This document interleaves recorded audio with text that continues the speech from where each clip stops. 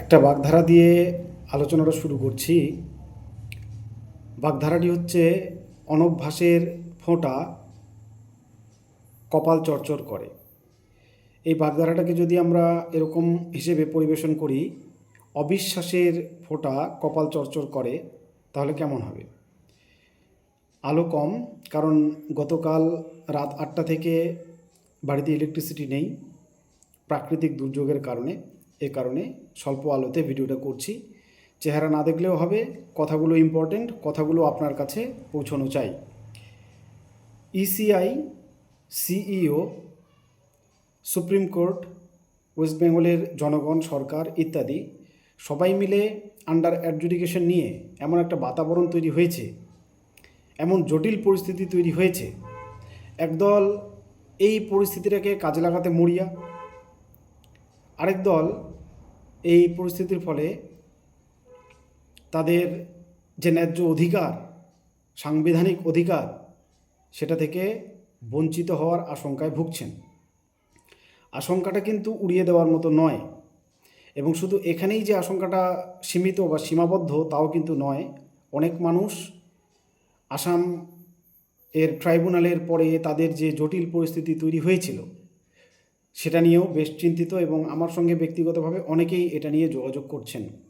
ওনাদের আমি একটা কথাই বলবো, এখনই এতটা ভেঙে পড়ার কিছু নেই। পিকচার আভি বাকি হ্যায়, এখানেই শেষ নয়। বিগত কয়েক বছর থেকে ভারতীয় জনগণ, বিশেষ করে একটি শ্রেণীগোষ্ঠী যেভাবে ধৈর্য প্রদর্শন করেছে, এতটা ধৈর্য প্রদর্শন তারা করেছে, তাদেরকে বলবো আপনারা আরেকটু ধৈর্য প্রদর্শন করুন। এখনই দুশ্চিন্তাগ্রস্ত হওয়া নয়, ভুল সিদ্ধান্ত নেওয়া নয়, ভুল প্রচার নয়, কোনো কিছুই নয়।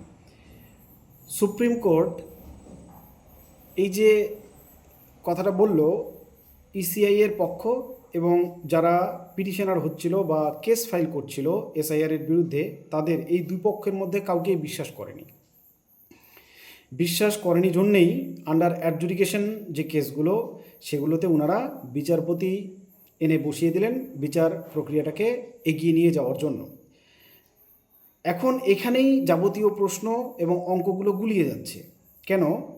কারণ আন্ডার অ্যাডজুডিকেশন এ যারা আছেন, ওনাদের ভোট প্রয়োগ 2026-এর বিধানসভা ইলেকশনে নিয়ে সংশয় দেখা দিয়েছে। কেন? কারণ আপাত লাস্ট আপডেট পাওয়া অবধি প্রায় 700 জনের ঊর্ধ্বে জজ সাহেব এই আন্ডার অ্যাডজুডিকেশন কেসগুলোকে দেখছেন। এখনও অবধি 15 লক্ষের উপরে, আজ অবধি যা নিউজ তাতে করে 17 লক্ষ দেখা সম্পন্ন হয়েছে, তার মানে 43 লক্ষ এখনও বাকি। এই 17 লক্ষ দেখা হয়েছে মানেই কিন্তু 17 লক্ষ সমাধান নয়, একটু মাথায় রাখতে হবে আপনাদেরকে। কারণ 17 লক্ষের মধ্যে প্রচুর পরিমাণে ডিলিশনও রয়েছে, ডিলিট হয়েছে মানুষ, এবং হবে। এখানে একটা ভয় তো এটাও রয়েছে যে তাড়াহুড়ো করতে গিয়ে আবার অধিকাংশে ডিলিট না হয়ে যায়। এই ডিলিশনের পার্সেন্টেজটা কিন্তু 30-40%, মানে ম্যাক্সিমাম। বুঝতেই পারছেন, প্রায় 15 থেকে 18 লক্ষ মানুষ প্রায় ডিলিট হতে চলেছেন সম্পূর্ণ প্রক্রিয়াটিতে। এবার যারা ডিলিট হবেন, ইনাদের আবার দৌড়তে হবে ট্রাইব্যুনালে। যে ট্রাইব্যুনালের কথা ঘোষণা হয়েছে কিন্তু এখনও গঠন করা হয়নি, শুধুমাত্র বলা হয়েছে হাইকোর্ট এই ট্রাইব্যুনালগুলোকে গঠন করে দেবে। এবার একটু ভেবে দেখতে বলছি সবাইকে, যে ইলেকশন তো ঘোষণা হয়ে গিয়েছে, 23 তারিখে ইলেকশন হচ্ছে। নমিনেশন লাস্ট সময়সীমা আমরা ধরে নিতে পারি, যদি 23 তারিখে ইলেকশন হয় তাহলে নমিনেশনের শেষ দিন 17-18 তারিখ অবধি হতে পারে এপ্রিলের। এই 17-18 তারিখের মধ্যে আর কতগুলো জাজ করা সম্ভব, মানে আন্ডার অ্যাডজুডিকেশন থেকে তাদেরকে মুক্তি দেওয়া সম্ভব, হয় ডিলিট কিংবা অ্যাপ্রুভ করা সম্ভব। কেন বলছি? কারণ 700 জাজেস, 705 জন আপাত হিসাব পাওয়া অবধি। প্রতিজন জজ, এর আগে যখন ওনাদের নিয়োগ করা হলো তখন বলা হলো যে ম্যাক্সিমাম 250টা কেস ওনারা ডিসমিস করবে। সেটাও কিন্তু ম্যাক্সিমাম কেস। একজন জজের পক্ষে 250টা নথি খতিয়ে দেখে 250 জনের তারপরে সিদ্ধান্ত নেওয়া, এটা সত্যি একটা মানে অকল্পনীয় ব্যাপার। কিন্তু ওনারা এই অসাধ্য সাধন করছেন, এই অসাধ্য সাধনটা ওনারা করছেন। এই জন্য ওনাদেরকে ধন্যবাদ, এবং এই জন্য ওনারা যে ওভারটাইমটা করছেন সেটার পারিশ্রমিক দেওয়ারও কিন্তু কথা সুপ্রিম কোর্ট বলেছে ইসিআইকে যে ওনাদের যেন ওভারটাইমটা দেওয়া হয়, এটা খুব ভালো জিনিস। কথা হচ্ছে আমরা যদি, আমি তো একটু অঙ্কে কাঁচা, এই কারণে আমি এই হিসাবটা মেলাতে পারছি না, আপনারা যারা অঙ্কে একটু এক্সপার্ট একটু হিসাবটা মেলাবেন। 250 নয়, যদি আমরা ধরে নিই 300 জন পার ডে, একজন জাজ 300 জনের ডকুমেন্ট দেখেন, তাহলে পার ডে কতগুলো হয়? 700 ইন্টু 300, 3 সাথে 2100। এটা ওই আমি যে বললাম আমি অঙ্কে কাঁচা, আমি মেলাতে পারছি না। তাহলে প্রতিদিন 2000-এর উপরে মানুষের সমাধান হচ্ছে। ইলেকশন আসতে কতদিন বাকি? 1 মাস ধরে নিলাম, কম বেশি 1 মাস, 1 মাস 5 দিন, নমিনেশনের আগ অবধি 1 মাস সময় আছে। তাহলে 1 মাস মানে 30 দিন যদি আমরা ধরে নেই, তাহলে 30 দুগুণে 60,000। কেসেস পেন্ডিং 43 লক্ষ। যেদিন থেকে শুরু হয়েছিল এই বিচার প্রক্রিয়া, একটু হিসাব করে দেখবেন, সেটা কিন্তু সময়সীমাটা অনেক দিন হয়ে গেল, এখনও অবধি 15 লক্ষ প্লাস। তার মানে আশঙ্কা, কিন্তু আশঙ্কার মেঘ এখনও রয়েছে যে ইনাদের মধ্যে সকলের হয়তোবা জজ সাহেবরা খতিয়ে দেখতে পারবেন না এবং অনেক মানুষ এর ফলে ভোটাধিকার থেকে বঞ্চিত হতে পারেন। এটা গেল একটা সাধারণ হিসাব। এরপরে যে হিসাবটা, সেটা হচ্ছে যেহেতু আন্ডার অ্যাডজুডিকেশন থেকে ডিলিট হবেন মানুষ, এবং এই আন্ডার অ্যাডজুডিকেশনের আপনার পেপারসগুলোকে যেহেতু জাজ করছেন জজ সাহেবরা, তাই উনাদের থেকে নিম্নতর কোনো কর্তৃপক্ষ এর কাছে আপনি আর আপিল করতে বা আবেদন করতে যেতে পারবেন না। মানে আগে যেমন ডিওর কাছে, সিওর কাছে আবেদন করা যেত, ইনারা প্রশাসনিক লেভেলের মানুষ, তো এবার জাজদের বিচার করার পর সেই কাগজ নিয়ে তার নিচের কোনো আধিকারিকের কাছে আপনি আবেদন করতে পারবেন না। তাহলে ওনাদের থেকে উপরেই আপনাকে যেতে হবে, যেটা ট্রাইব্যুনাল। এই ট্রাইব্যুনালে আপনাকে যেতে হবে। এই ট্রাইব্যুনালটা না হয়েছে এখনও গঠন, না হয়েছে সেখানে আবেদনের প্রক্রিয়া শুরু। আবেদন যদি যারা ডিলিট হয়েছেন ওনাদের তালিকা যদি প্রকাশিত হয়ে যেত, তাহলে এতদিনে যদি অনেকে সেখানে আবেদন করে দিত, তাহলে ইলেকশন আসার আগে আগে বা নমিনেশনের আগে আগে অনেকের হয়তো ফয়সালা হয়ে যেত। কারণ এই ট্রাইব্যুনালের কাজটাকে ত্বরান্বিত করার প্রচেষ্টা করতেই হবে, না হলে মানুষ তাদের ন্যায্য অধিকার থেকে বঞ্চিত হবে, যেটা হচ্ছে গণতান্ত্রিক অধিকার প্রয়োগ করা। এবং এটাই মানুষের সাংবিধানিক প্রথম ও প্রাথমিক অধিকার। কিন্তু এটাই যদি মানুষ প্রয়োগ করতে না পারে, তাহলে সুপ্রিম কোর্ট আমাদের আর কোন অধিকারটাকে রক্ষা করলো? এই অধিকারটা রক্ষা করাটাই হচ্ছে মূল দায়িত্ব। এবার আসি এই গুরুতর প্রসঙ্গটাতে, যে ধরুন আমার নাম যদি আন্ডার অ্যাডজুডিকেশনে থাকে, এখনও বিচার সম্পন্ন হয়নি, এবার তালিকা তো ঘোষণা হচ্ছে বিভিন্ন রাজনৈতিক দল থেকে, কে কে কোথায় ক্যান্ডিডেট হবে। আমি যদি কোনো রাজনৈতিক দলের হয়ে ক্যান্ডিডেট হতে চাই, আমার নাম যদি আন্ডার অ্যাডজুডিকেশন থাকে, তাহলে আমাকে ক্যান্ডিডেট করা হবে তো? এটা কিন্তু গুরুতর প্রশ্ন। যদি আমাকে ক্যান্ডিডেট হতে না দেওয়া হয়, তাহলে আমাকে আমার অধিকার থেকে বঞ্চিত করা হচ্ছে, যেটার কিন্তু আমাদের সংবিধান ঘোরতর বিরোধী। এবং আমাদের বিচার ব্যবস্থাও, কেন আমাদের বিচার ব্যবস্থায় কি বলে, একজন মানুষ সে অপরাধী হতে পারে বা নিরপরাধ হতে পারে। এই একজন অপরাধী বা নিরপরাধীকে বিচার করতে গিয়ে 1000 মানুষ ছাড়া পেয়ে যাক, অপরাধী ছাড়া পেয়ে যাক, কিন্তু ইনি যদি নিরপরাধী হন, মানে নিরপরাধ হন, তাহলে ইনার সাজা যেন না হয়। এটা আমাদের আইনের কথা, এই পথেই আমাদের আইন দীর্ঘদিন থেকে চলছে। তাহলে এক্ষেত্রে আমাকে ক্যান্ডিডেট হওয়া থেকে আটকাতে পারে কি? যদি আটকাতে পারে, তাহলে যে বেস লাইন, যে 1000 অপরাধী ছাড়া পেয়ে যাক আপত্তি নাই, কিন্তু একজন নিরপরাধ ব্যক্তি যেন শাস্তি না পায়।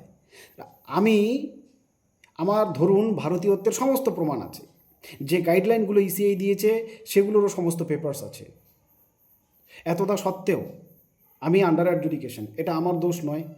আমাকে যে লিগ্যাল পেপারস ওনারা সাবমিট করতে বলেছিলেন সেটাও করেছি, তাহলে তারপরেও যদি আন্ডার অ্যাডজুডিকেশন রাখে, এটা আমার দোষ নয়।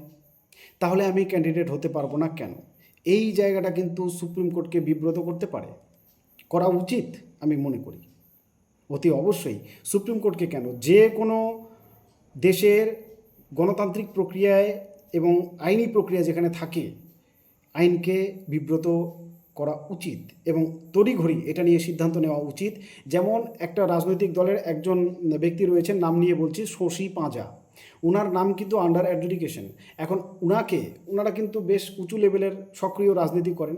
উনি যদি রাজনীতিতে এবার ক্যান্ডিডেট হতে চান, দলীয় ক্যান্ডিডেট, আন্ডার অ্যাডজুডিকেশন বিচার সম্পন্ন যদি না হয়, উনার নামটা যদি ফয়সলা না হয় যে আইদার ডিলিট অর অ্যাপ্রুভড, তাহলে উনি ক্যান্ডিডেট হতে পারবেন তো? যদি না হয় তাহলে এই যে বললাম, বিচারের বাণী রবীন্দ্রনাথ ঠাকুর অনেক দিন আগেই বলে গিয়েছিলেন, নীরবে নিভৃতে কাঁদবে। এটা তো মেনে নেওয়া যায় না। একটা স্বাধীন সার্বভৌম দেশে যার একটা স্ট্রং সংবিধান রয়েছে এবং বিচার ব্যবস্থা রয়েছে এবং সব কিছুর মাথার উপরে রয়েছে সুপ্রিম কোর্ট, তাহলে সেখানে এভাবে ন্যায্য সাংবিধানিক অধিকার থেকে কেউ যেন বঞ্চিত না হয়, এই দিকটা অতি অবশ্যই ভেবে দেখা উচিত। এবং এখানে উপায় আছে, এরকম নয় যে উপায় নেই। তড়িঘড়ি ইলেকশন কমিশন আন্ডার অ্যাডজুডিকেশন সমস্যাটাকে সমাধান না করে এসে ইলেকশন ঘোষণা করে দিয়ে চলে গেল।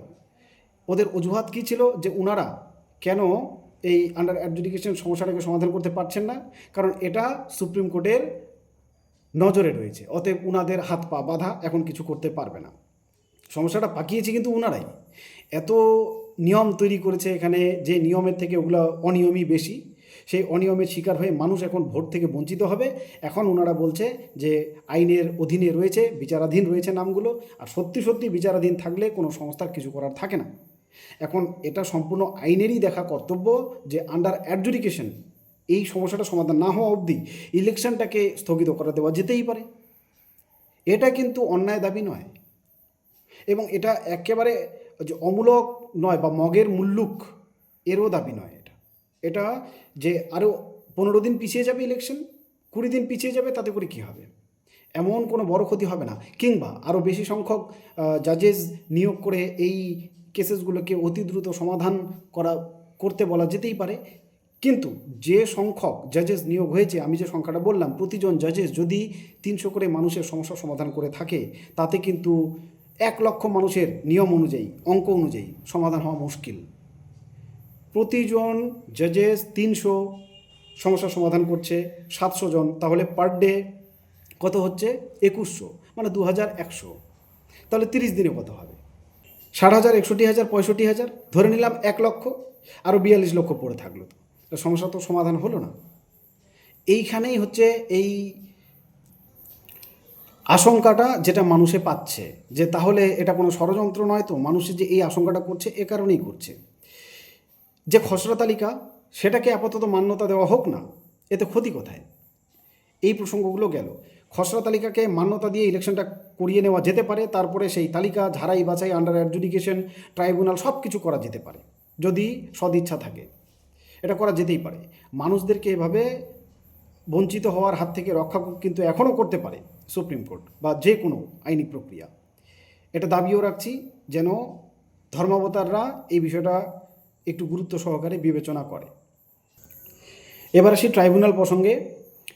ট্রাইব্যুনালে আবেদন করতে গেলে মানুষের যে ভয়টা পাচ্ছে সেটা হচ্ছে আসাম এনআরসিতে ওনারা দেখেছিল ট্রাইব্যুনাল কেমন, ফরেনার্স ট্রাইব্যুনাল আর কি। আপনি ফরেনার ঘোষণা হওয়ার পর আপনি ট্রাইব্যুনালে গেলেন, আপনি বিদেশি ঘোষিত আছেন এক প্রকার অলিখিতভাবে, এখন আপনি যে এদেশীয় সেটা প্রমাণ করার জন্য আপনাকে উঠে পড়ে লাগতে হবে।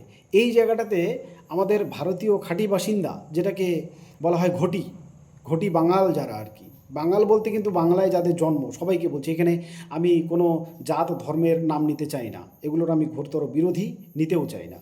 মানুষ যারা এখানে বাংলায় জন্ম, ভারতে জন্ম, তারা ভারতীয়। এখন তাদের ভারতীয়ত্ব প্রমাণে যথেষ্ট কাগজপত্র আছে, সেগুলোকে মান্যতা দিচ্ছে না। সেগুলোকে মান্যতা দিলে এত এই যে কেওস একটা সৃষ্টি হয়েছে, এই পরিস্থিতি কিন্তু সৃষ্টি হতো না। নিজের দেশে এত সংখ্যক মানুষ, সৎমায়ের আচরণ, এই সৎমাকেও আমি অপমান করে ফেললাম, অ্যাকচুয়ালি প্রতিটা সৎমা আমি ক্ষমা প্রার্থীর জন্য, এতটা খারাপ হয় না, এতটা খারাপ হয় না যতটা খারাপ এই ইসিআই আচরণ করেছে নিজের দেশের নাগরিকদের সঙ্গে। দায়িত্ব নিয়ে কথাটা বলছি, কারণ নাগরিক নথি থাকার পরেও সেগুলোকে গ্রহণ করা হলো না কেন? নাগরিক নথি ছিল, আরেকটু রেকটিফিকেশন প্রয়োজন ছিল, আরও একটু স্ক্রুটিনি করার প্রয়োজন ছিল অন্যান্য ডকুমেন্টস, যেগুলো দিয়ে ওনাদের এই প্রমাণগুলো করা যেত। অন্যদিকে তালিকায় কিন্তু খোঁজ করলে দেখা যাবে যে ভুরি ভুরি এমন মানুষ স্থান পেয়েছে, যে ব্যবস্থাটা আবার অন্য একটা আইন পাশ করে ওনারা রেখেছে ওনাদেরকে তালিকায় স্থান দেওয়ার জন্য। সেটা যেহেতু দেশের আইন পাশ হয়েছে, এটা নিয়ে কিছু বলার নেই, কিছু অ্যাকচুয়ালি বলা যায় না। কিন্তু দেশের নাগরিকরা কেন বঞ্চিত হতে যাবে? এটা তো একটা মৌলিক প্রশ্ন এবং মৌলিক অধিকার এখানে লঙ্ঘিত হচ্ছে। এ নিয়ে তো প্রশ্ন তুলতেই হয়। এবার আসি রাজনৈতিক দলগুলোর প্রসঙ্গে। প্রায় প্রত্যেকটি রাজনৈতিক দল আমাদের বাংলায় 7 থেকে 7টির মতো বেশ সক্রিয় রাজনৈতিক দল রয়েছে, যারা সংখ্যায় মোটামুটি বেশ বড়। ইনারা প্রত্যেকে ঘোষণা করেছিলেন যে আন্ডার অ্যাডজুডিকেশন সমস্যার সমাধান না হওয়া অবধি ইলেকশন নয়। এখন প্রত্যেকে প্রার্থী তালিকা ঘোষণা করছেন, প্রত্যেকে। একটা রাজনৈতিক দল তো খুবই খুশি, এটা আপনারা সকলে জানেন। ওনারা ভীষণ আনন্দিতও বটে যে এই পরিস্থিতি অ্যাকচুয়ালি ওনাদের যেন মনে হচ্ছে যে ওনাদের মনস্কামনা পূরণ হতে চলেছে। কিন্তু বাকি রাজনৈতিক যে দলগুলো আছে, ওনারা মানুষের লড়াইয়ের জন্য এই ক্যান্ডিডেট মানে নমিনেশনটাকে বন্ধ রাখুন। যদি সত্যি সত্যি মানুষের ভালো চান, মানুষের ভোটগুলো আপনাদের চাই, তাহলে আপনারা নমিনেশন প্রক্রিয়াটাকে স্থগিত রাখুন, যে আমরা নমিনেশন দাখিল করব না এবং হতেও দেব না যতক্ষণ না আন্ডার অ্যাডজুডিকেশন। কেন? কারণ একজন লিগ্যাল ভোটার যদি বঞ্চিত হয়, সেটা তো হচ্ছে অন্যায়। এই অন্যায়ের প্রতিবাদ সকলের তো করা উচিত। তাহলে রাজনৈতিক দলগুলো এই অন্যায়ের প্রতিবাদ করবে না, শুধু আমাদের ভোট নেবে আর তারপরে ওনাদের রাজনীতি করবে? এটা তো মেনে নেওয়া যায় না। আমরা তো আমাদের মতো প্রতিবাদ করছি, আমাদের প্রতিবাদ কত দূর অবধি পৌঁছবে? বেশি দূর অবধি তো পৌঁছবে না। এবার রাজনৈতিক দল মানে হচ্ছে বিশাল বড় একটা জনসংখ্যা, এবং এই যে যারা আন্ডার অ্যাডজুডিকেশন রয়েছেন ওনারা যেমন, ওনাদেরও প্রত্যেকটা রাজনৈতিক দলের ভোটার সেখানে রয়েছেন। তার চাইতে বড় কথা, একটা দেশের গণতান্ত্রিক অধিকার থেকে মানুষ বঞ্চিত হচ্ছে, এটা নিয়ে তো প্রত্যেকটা রাজনৈতিক দলের সরব হওয়া উচিত। একটা রাজনৈতিক দল তো এটা নিয়ে সরব হবেই না। কারণ হয়তো শুরুর দিন থেকে দেখেছেন এসআইআরের মানুষ যখন ফর্ম ফিল আপ করতে যাচ্ছিল, হেল্প ওনারা করেনি। এসআইআরের ফর্মটা ফিল আপ করতে ওনারা হেল্প করেনি। যখন মানুষকে আনম্যাপ করা হলো, হেল্প ওনারা করেনি, খুশি হয়েছে। উল্টে মানুষের নামে ফর্ম 7 ওনারা সাবমিট করেছে। তারপরে যে হিয়ারিংয়ের জন্য নোটিশ আসলো, কী কী ডকুমেন্ট নিতে হবে, হেল্প ওনারা করেনি। আপনারা মিলিয়ে নেবেন কথাগুলো, কাদের কথা বলছি বলতে হবে না মুখে, আপনারা বুঝে যাবেন। ওনারা কোনো ফিল্ডে হেল্পে ছিল না। আজকে যখন আন্ডার অ্যাডজুডিকেশন মানুষ এসেছে, প্রত্যেকটা রাজনৈতিক দল একটা শব্দ হলেও খরচ করছে, ওই রাজনৈতিক দল কিন্তু উল্টে সাপোর্ট করছে আন্ডার অ্যাডজুডিকেশন তালিকাটাকে। আন্ডার অ্যাডজুডিকেশনে যারা রয়েছে তারা প্রত্যেকে বহিরাগত, প্রমাণ আছে। আমরা তো প্রমাণ করতে পারবো যে বেশিরভাগই এদেশীয়। তাহলে এই এদেশীয় মানুষদের হয়ে তারা কথা কেন বলছে না? তারা কী চায়? তারা কী চায়? আশা করি নতুন করে বোঝাতে হবে না। তাহলে এই যে রাজনৈতিক দল, এই রাজনৈতিক দলের তো উদ্দেশ্য কোনো দিনই সৎ এবং ভালো ছিল না, কোনো দিনই। বাকি রাজনৈতিক দলগুলোর কিন্তু একত্রিত হয়ে নমিনেশনটাকে বয়কট করা উচিত। এই যে তালিকা কমপ্লিট না করে, ইলেক্টার্স যারা ভোট দেবেন তাদের তালিকা সংশোধন না করে, কমপ্লিট না করে ইলেকশন কী করে হতে পারে? এটা তো প্রহসন। যা হবে সেটা হচ্ছে প্রহসন।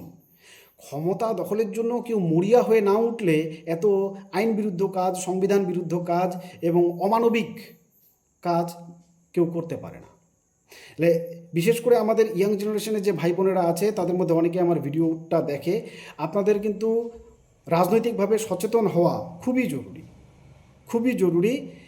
প্রলোভন, টোপ এগুলোতে কিন্তু পা না দিয়ে চন্দ্রিল ভট্টাচার্যের কথায় ভাবা প্র্যাকটিস করা উচিত, ভাবতে শেখা উচিত, তারপরে ভোটটা দেওয়া উচিত। এমনটা যেন না হয় যে আজকের ভোট আপনার শেষ ভোট, বা 29-এর ভোট আপনার শেষ ভোট, তারপরে আপনি আর কোনো ভোট দিতে পারছেন না। এমনটা যেন না হয়, যেন না হয়। এটা একটা সাংবিধানিক অধিকার, যুগ যুগান্তর ধরে এটা যেন টিকে থাকে এবং মানুষ তার ভোটাধিকার প্রয়োগ করে যেন তার পছন্দের সরকারকে চয়ন করতে পারে। এটার জন্য এই আন্ডার অ্যাডজুডিকেশন বিচার সম্পন্ন করে তারপরে ভোট প্রক্রিয়া হওয়া অত্যন্ত জরুরি। আশা করি আমি যে বার্তাগুলো আপনাদের কাছে পৌঁছাতে চাইছি সেটা পৌঁছেছে। যদি এরপরেও আর কিছু জানার থাকে, বিশেষ করে গ্যাজেট নোটিফিকেশন নিয়ে, তো সেটা নিয়ে তো আমি ভিডিও করে চলেছি এবং সেই প্রসেসটা অত্যন্ত স্লো। আমি আবারও বলছি, যারা আন্ডার অ্যাডজুডিকেশনে আছেন এবং ভাবছেন যে আমি গ্যাজেট করলে আমার আন্ডার অ্যাডজুডিকেশন থেকে নামটা উঠে যাবে, এটা কিন্তু ভুল ভাবছেন। আন্ডার অ্যাডজুডিকেশন মানে হচ্ছে আপনার বিচার প্রক্রিয়ায় আপনার নামটা অধীনে আছে, ওখানে বিচার হওয়ার পর আইদার আপনি ডিলিট হবেন অথবা আপনি অ্যাপ্রুভ হবেন। এটার সঙ্গে আপাতত গ্যাজেটের কোনো সম্পর্ক নেই। তাহলে গ্যাজেটের সম্পর্ক কোথায়? গ্যাজেটের সম্পর্ক হচ্ছে আপনার নামে, আপনার পিতার নামে বা আপনার গার্জিয়ানের নামে কোথাও যদি ভুল থেকে থাকে সেটা সংশোধনের জন্য আপনি গ্যাজেট পাবলিশ করছেন। পরবর্তীতে এই গ্যাজেট দেখিয়ে আপনি আপনার সংশোধনীগুলো করে নিতে পারবেন। এটা আপনি গ্যাজেট পাবলিশ করে কিন্তু ওই গ্যাজেটটা নিয়ে দৌড়ে ট্রাইব্যুনালে যাবেন এরকমটা তো নয়। আপনি গ্যাজেটটা করার উদ্দেশ্য হচ্ছে আপনি ডকুমেন্ট সংশোধন করাবেন। এই ডকুমেন্টগুলোতে ভুল, বিশেষ করে স্থানীয়দের নামের বানানে ভুল, তার মানে এই নয় যে তারা বেনাগরিক, তারা অন্য দেশের বাসিন্দা।